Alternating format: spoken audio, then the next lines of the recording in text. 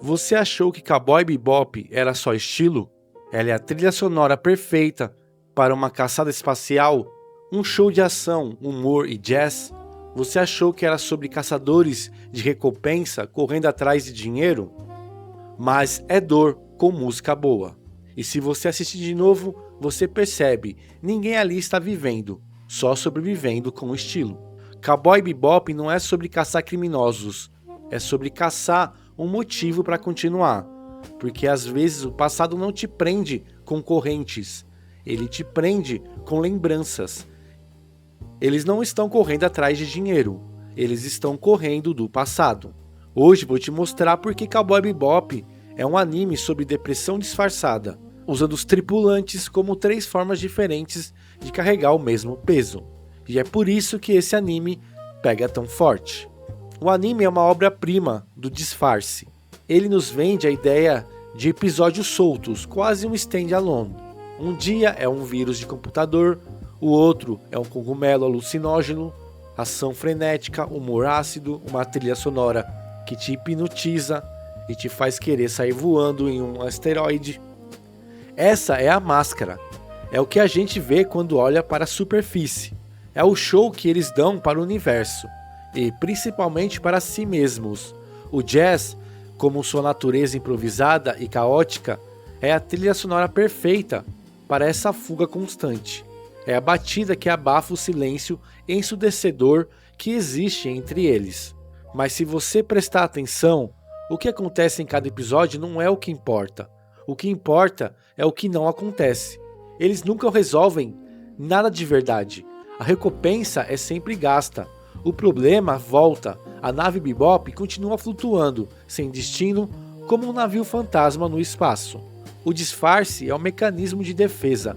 É a forma como eles dizem: eu estou bem, eu estou ocupado, não tenho tempo para pensar no que realmente me dói. A depressão em Cowboy Bebop não é o clichê da tristeza profunda e constante. É algo muito mais sutil, por isso mais perigoso. É a depressão disfarçada de vida adulta, de rotina, de seguir em frente. E não no sentido clínico, mas no sentido humano. Aquela exaustão silenciosa que a gente aprende a chamar de vida. Primeiro, a falta de sentido. Eles são caçadores de recompensa. O objetivo é o dinheiro, mas o dinheiro nunca traz satisfação. É um ciclo vicioso: caçar, conseguir, perder e recomeçar. O propósito é vazio. Segundo, a repetição. A vida deles é um loop. Eles acordam, comem o que não querem, brigam, caçam, falham e dormem. É o viver no automático. A repetição protege, porque quando tudo é previsível, você não sente tanto. E é no inesperado que a dor costuma aparecer. Terceiro, a anestesia e a fuga.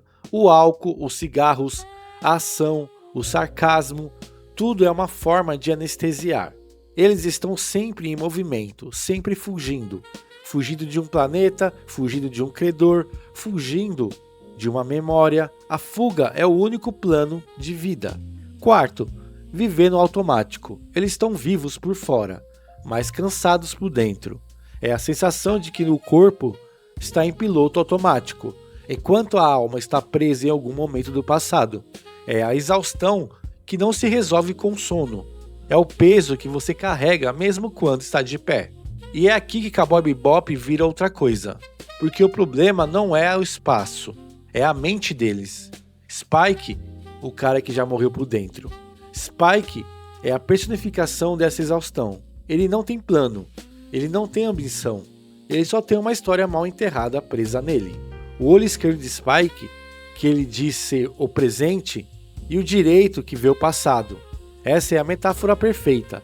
Ele está fisicamente no presente, mas emocionalmente ele nunca saiu daquele beco, daquele tiroteio, daquele adeus. A depressão de Spike se manifesta como apatia e um desejo de morte disfarçado de destemor. Ele se joga em situações perigosas, não porque é corajoso, mas porque no fundo ele não se importa mais se vai viver ou morrer. Ele já fez o maior sacrifício que podia. Ele se matou por dentro para sobreviver por fora. Ele tenta reviver o fantasma com Vicious e Julia. Ele tenta resolver a cicatriz que o quebrou, porque para ele a única forma de seguir em frente é voltar e fechar o ciclo, mesmo que isso signifique o fim. Ele não quer um futuro, ele quer o fim da vida que ele não conseguiu fechar. O que ele realmente busca não é a recompensa, mas a libertação. E a libertação para Spike só pode vir de uma forma, confrontando o peso que ele carrega. Jet Black é o âncora, o adulto responsável. Ele tenta consertar a nave, consertar a rotina, consertar os outros, mas ele faz isso porque não consegue consertar a própria vida. A depressão dele é a do homem que se sente traído pela vida e pelo sistema. Ele era um policial, um cão entre aspas que acreditava na justiça. Perdeu o braço e a fé. Agora ele tenta impor ordem no caos de Bebop, como uma forma de controle sobre a única coisa que lhe resta. Ele é o pai que tenta manter a família disfuncional unida. Ele cozinha, ele reclama, ele estabelece as regras, mas por trás da fachada de durão está a dor da desilusão. Ele tenta ser firme para não quebrar. Se ele parar de tentar consertar o mundo ao seu redor, ele terá que encarar o que está quebrado dentro dele. O passado de Jet é a prova de que a vida não é justa, e a sua forma de lidar com isso é a resignação amarga. Ele aceita o peso, mas não consegue se livrar da necessidade de ter um propósito, mesmo que esse propósito seja apenas manter a nave funcionando. Faye Valentine é a mais trágica. Ela acorda de um sono criogênico sem memória, sem identidade e com uma dívida gigantesca. Ela não sabe quem é, então ela vira personagem o tempo todo. A depressão dela é a da perda da identidade. Ela se esconde atrás de camadas de cinismo, manipulação e sensualidade. Ela é a mulher fatal porque é mais fácil ser um arquétipo do que ser uma pessoa real. Ela não tem memória, então ela vira personagem. Ela foge de qualquer conexão emocional. Se ela se apegar, ela terá que encarar o vazio de quem ela era e a incerteza de quem ela é. O dinheiro é a sua obsessão, mas não por ganância. É porque o dinheiro representa a liberdade de não depender de ninguém, de não ter que se explicar, de não ter que criar raízes. Quando ela finalmente encontra uma pista do seu passado, a dor é imensa, a memória não é um conforto, é um fardo. Ela percebe que a pessoa que ela era se foi, e ela tem que decidir quem ela será. A fuga dela é a mais desesperada, a fuga de si mesmo.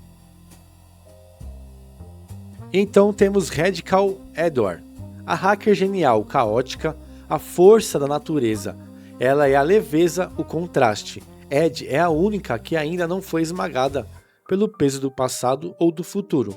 Ela vive no presente absoluto.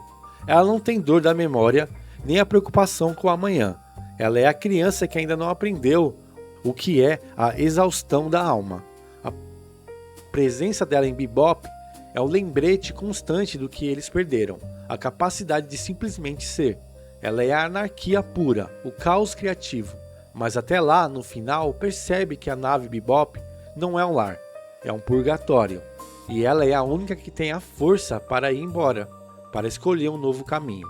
Ela é a esperança que a tribulação não consegue mais ter, a esperança de que é possível se libertar do peso. A Ed é livre, porque ainda não teve tempo de virar uma pessoa cansada. E quando o anime finalmente tira a máscara, ele não te dá a catarse, ele te dá a verdade. Cowboy Bebop termina com a frase que resume tudo. Não é um final feliz, nem um final triste, é um final real. Você vai carregar esse peso. Essa é a conclusão brutal e honesta do anime. O peso não some, o passado não desaparece. A depressão não é curada como a única caçada de recompensa. O que acontece é que você aprende a andar com ele. Eles não se curaram, eles apenas escolheram como carregar o peso. Spike escolheu confrontá-lo, mesmo que isso significasse o fim. Jet escolheu a resignação. Faye escolheu a incerteza de um novo começo. E você, qual é o peso que você carrega? E o que você tem feito para fugir dele? Cowboy Bebop é um espelho, ele nos mostra que por baixo de todo o estilo da ação e do jazz, estamos todos na mesma nave, flutuando no espaço, tentando encontrar um motivo para continuar. E talvez, só talvez, o verdadeiro motivo não seja o dinheiro, nem a vingança, nem a glória. Talvez seja apenas a música que nos lembra que, apesar de tudo, a vida ainda está tocando. O jazz continua, e a dor também. Mas isso foi o que eu vi na minha tela, e você, o que viu na sua? Se esse vídeo falou com você, curta, compartilha, comenta, me ajuda a crescer esse canal. Muito obrigado de coração, se cuide, cuide da sua família e te vejo no próximo vídeo.